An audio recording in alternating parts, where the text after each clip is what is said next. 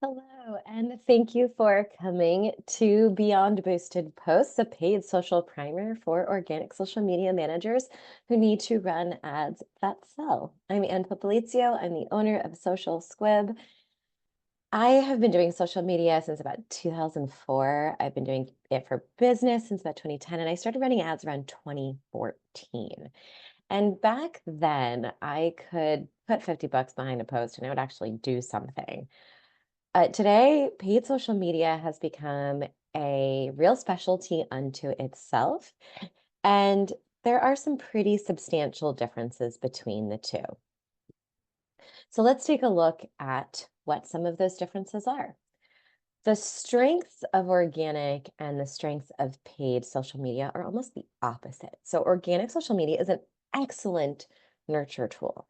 And when somebody gets from your organic content to your website, the conversion rate's really high. They had to like climb a mountain and cross a fjord to get there. Really high intent, really good conversion rates.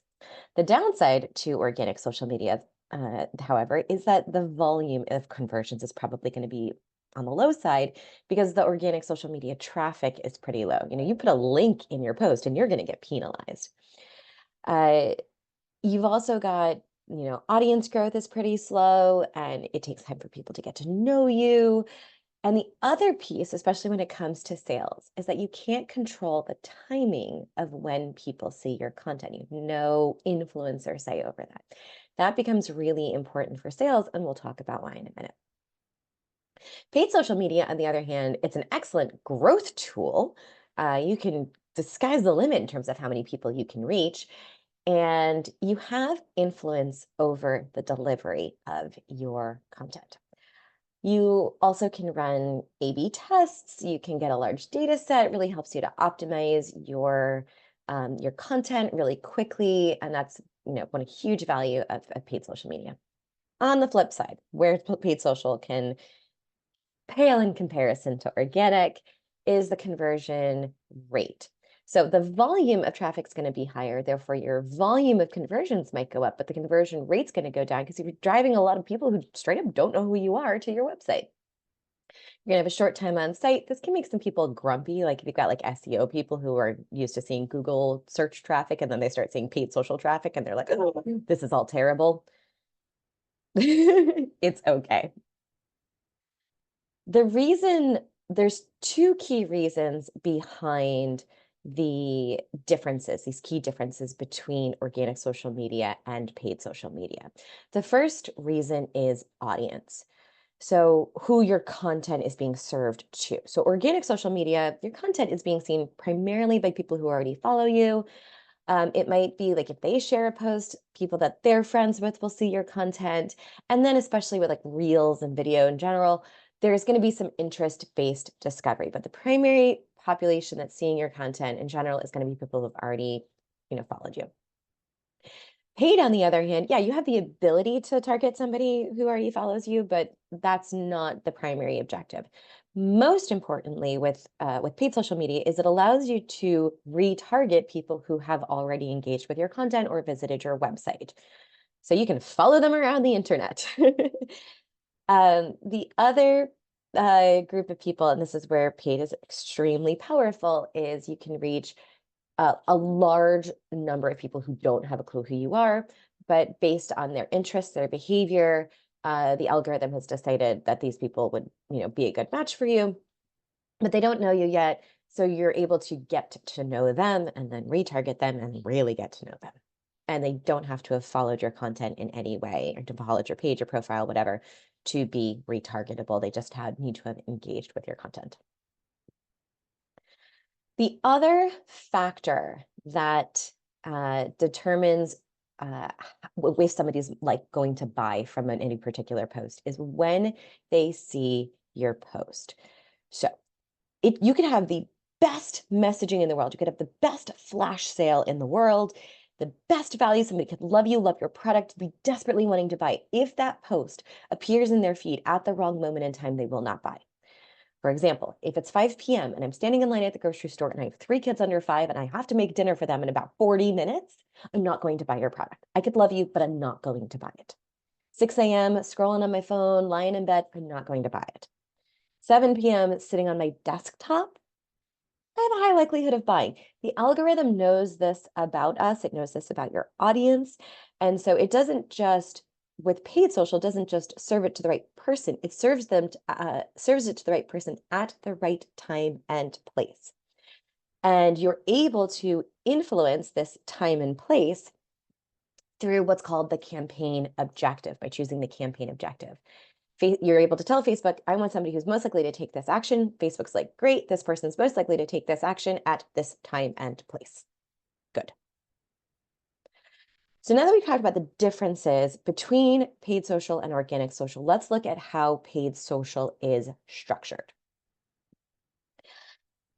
Paid social is not boosted posts. If you are using the boosted post feature, you're probably honestly just wasting your company's money. If you don't have access to the targeting, you don't have access to the campaign objectives, you can't do A/B testing, you can't get the data, you can't optimize. If you are going to be putting the effort into paid social, into spending your company's money, take the time to build your ads in Ads Manager. It's a more sophisticated software for sure. It's definitely harder to use, no question. It requires a much higher level of skill, but this is how you're going to be able to create ads that sell. Within any Ads Manager, and most of the platforms do call it Ads Manager as well, so that's not just like a meta thing, but within the Ads Manager itself, you're going to have 3 tiers to any particular campaign. So you have the campaign level, and then underneath that, you have what are called ad sets or ad groups, depending on the platform. This is where you're able to choose your targeting and your placement. And then underneath your ad set or ad group, you're going to have your individual ads. Pretty straightforward, but you can see you've got this, this pyramid hierarchy that allows you to layer multiple variables under one campaign. And this is how we start to get into A/B testing. So diving a little deeper into the campaign structure. So we talked already about the campaign objective. Again, the campaign objective is the action that you want somebody to take on your ad. This is the retail summit.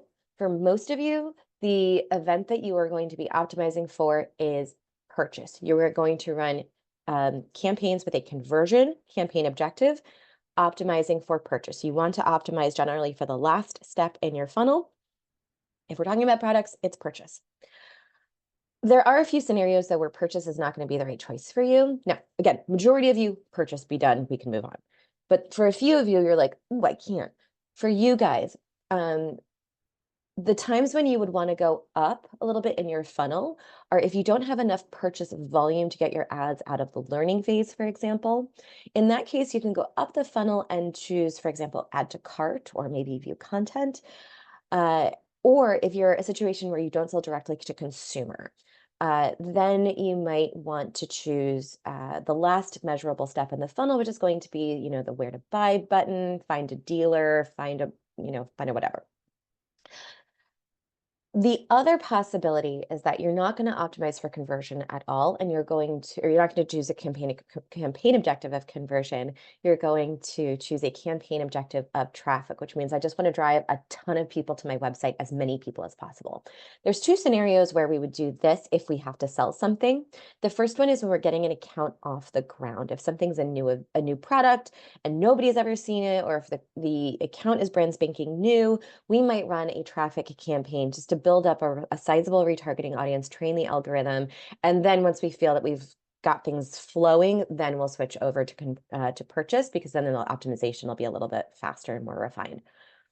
The other scenario where we will do traffic instead of conversion is if it's a very expensive product or service. In that scenario, you're not going to get a high enough purchase volume, and so we're going to sacrifice conversion rate to increase the volume of traffic per dollar spent. And in certain situations, we have found that we will get a higher volume of conversions. Not a hard and fast rule, definitely something to test, But if you feel like you're not getting enough out of your purchases, it is okay to step up a couple steps on the funnel and see what you get. Maybe build up the retargeting audiences, dial things in a little bit better. Then we have the ad set or ad group level. And again, this is where we're going to choose both the targeting and the placement. So targeting, this is your audience, okay? This is the who of what's going to be served. Generally, there's three kinds of audiences. You have your retargeting, that's your warm audience, people who've engaged with your content, visited your website. Then you have your lookalike audience. This is when the social platform will take your retargeting audience and basically find people that look like them, behave like them.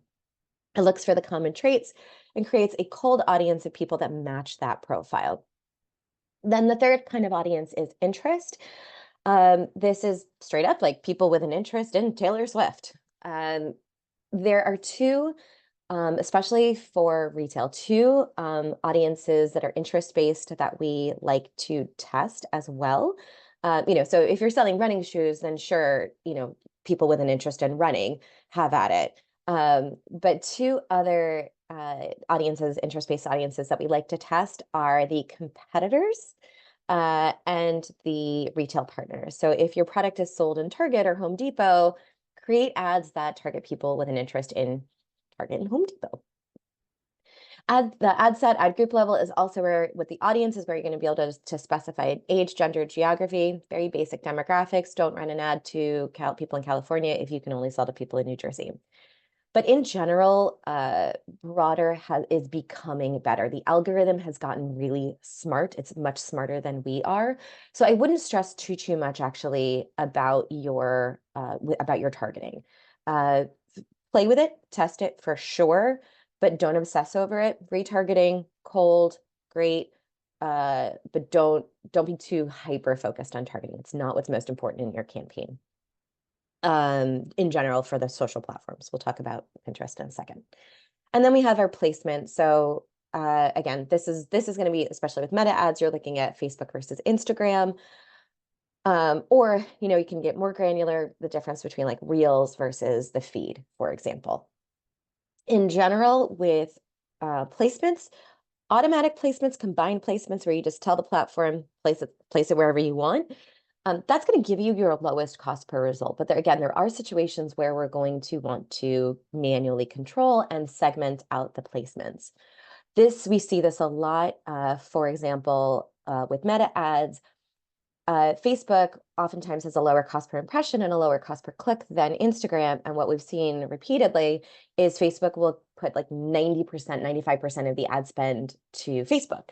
And it'll hog it all, and Instagram gets nothing. And we know from a conversion standpoint, Instagram's really powerful.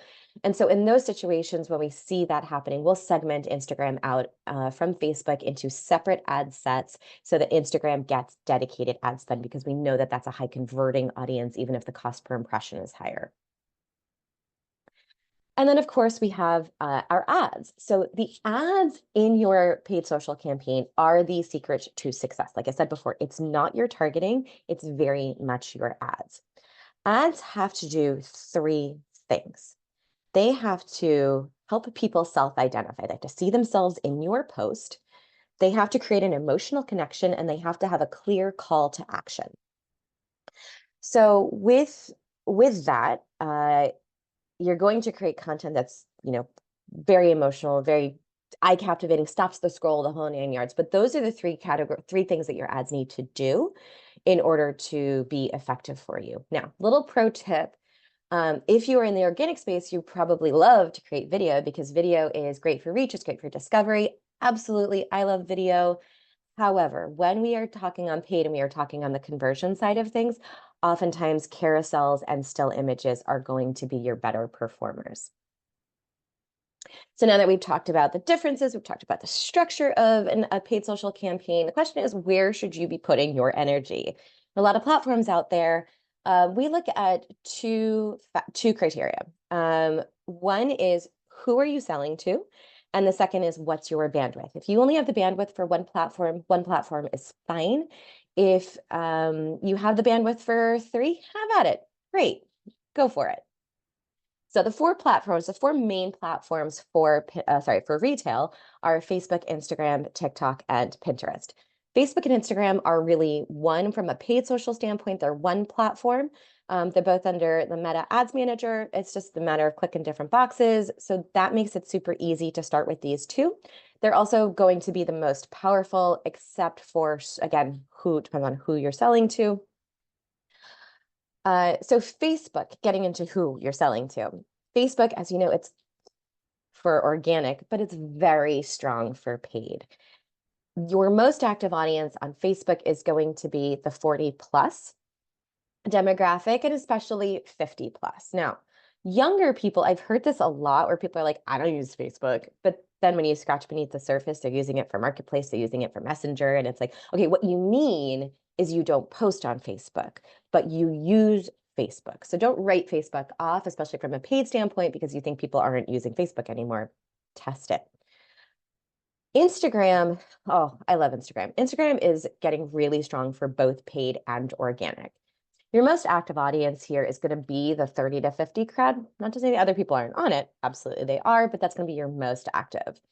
It's going to have great conversion rates, and it's got a great ton of options in terms of content styles. Then we have TikTok. Obviously, TikTok, it's the youngins. So your most active audience here is going to be under 40, especially under 30. That being said, don't ignore the 40 to 60 crowd for TikTok. If you have the bandwidth, it can be worth testing this. My aunt, for example, she's not on Facebook anymore. She doesn't have an account. You can't talk to her at all. Doesn't have an Instagram account, but she does have a TikTok account, and she's on TikTok regularly. Why? Because her grandkids are there. And so there's not a lot of competition for her particular attention on TikTok. So I wouldn't write TikTok off just from a demographic standpoint. Again, test it. And the last platform is Pinterest. Now, Pinterest we're including this in Pinterest. Oh, it always gets included under social. Pinterest is not really a social platform. Pinterest is actually a search platform. People use the platform very differently. And when you start running paid Pinterest, that matters. So you have to understand how people are using it. They're using it for early research. They're using it for mood boarding, idea gathering, inspiration, finding the colors, finding the textures, whatever it is they're trying to find.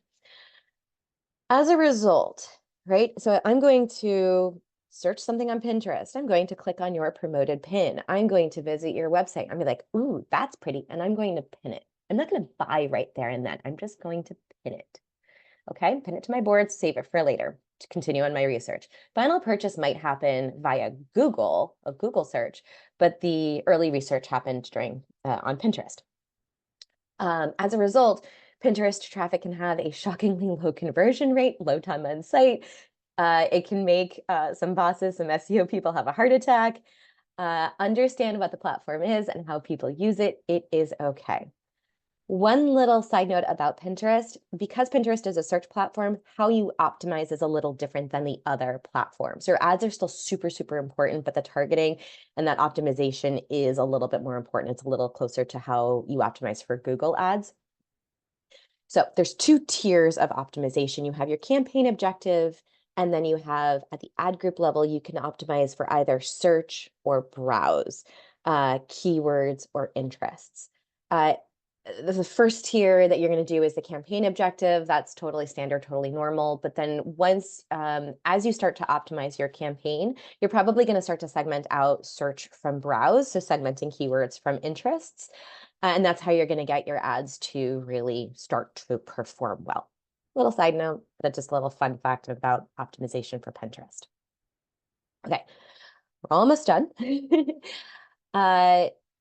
Let's talk tracking. None of this matters if you cannot prove your ROI. And the way you prove your ROI is to have your tracking in place. So there are a few things that you need to have set up for tracking. The social platforms pixel. You need to have event tracking. That's the add to cart, that's the purchase. You need to have Google Analytics set up. And you need to be using what are called UTMs.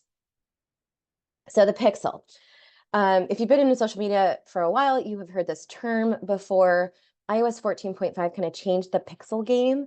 So there's now two ways to set up your pixel. There's still the browser-based pixel, but the accuracy of that has gone down.